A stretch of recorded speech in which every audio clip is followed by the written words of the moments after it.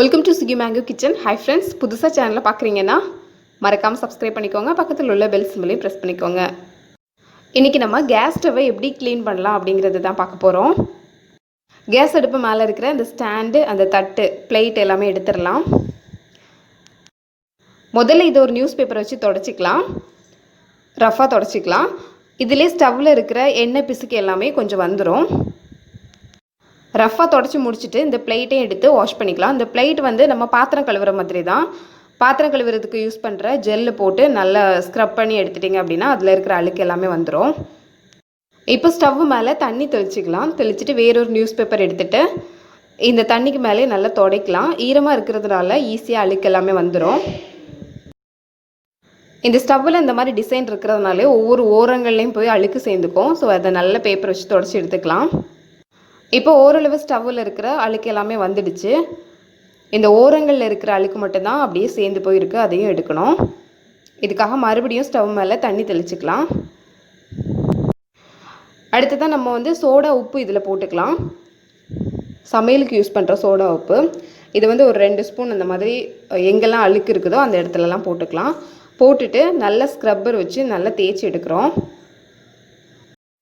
இதில் ஒன்று அதில் இருக்கிற கரை அழுக்கு எல்லாமே வந்துடும், இன்னொன்று ஸ்டவ் மேலே இருக்கிற எண்ணெய் பிசுக்கு எல்லாமே வந்துடும்.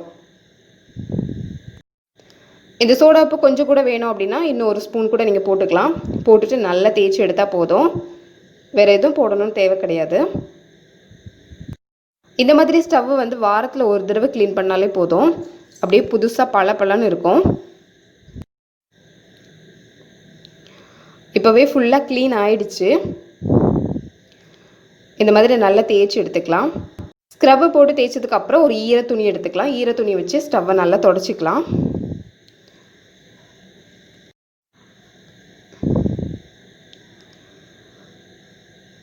இந்த பர்னரையும் க்ளீன் பண்ணலாம், அது இன்னொரு வீடியோவில் நம்ம பார்க்கலாம் பர்னர் எப்படி க்ளீன் பண்ணுறதுன்னு.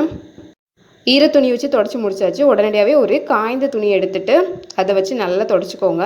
ஈரம் இல்லாமல் நல்லா தொடச்சிட்டிங்கன்னா போதும்.